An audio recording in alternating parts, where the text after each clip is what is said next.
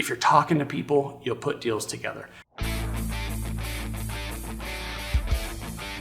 Hey, it's Kevin A. Malsh, Pine Financial Group, where we work together so you succeed. You found us here on YouTube. Please hit the subscribe button. We're trying to build a channel here to help more real estate investors just like you.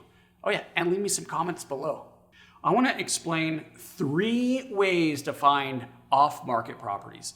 It's very challenging to find real estate deals right now, especially if your face is in the MLS. How do you get out of the MLS and still bring in quality real estate transactions?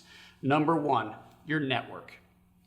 Everybody should know that you're a real estate investor and that you could help them buy their real estate. So if your neighbor's great aunt passes and they need to liquidate the property, or there's a divorce in the neighborhood, or anything where you can come in and solve a problem, you want those people thinking about you. And it doesn't go just to the neighborhood or your friends and your family. There's fantastic networking opportunities online.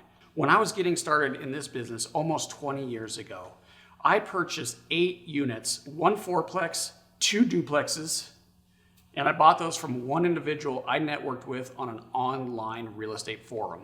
I would never have got those 8 units if I wasn't in there trying to meet people. So, number 1 way to find properties off market, your network. Number 2, wholesalers. Wholesalers are a fantastic way to find real estate.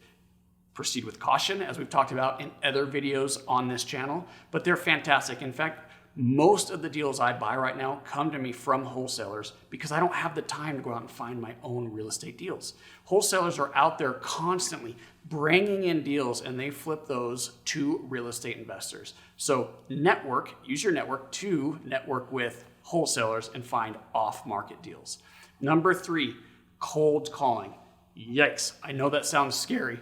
I purchased most of my properties in my first 2 years in this business cold calling motivated sellers.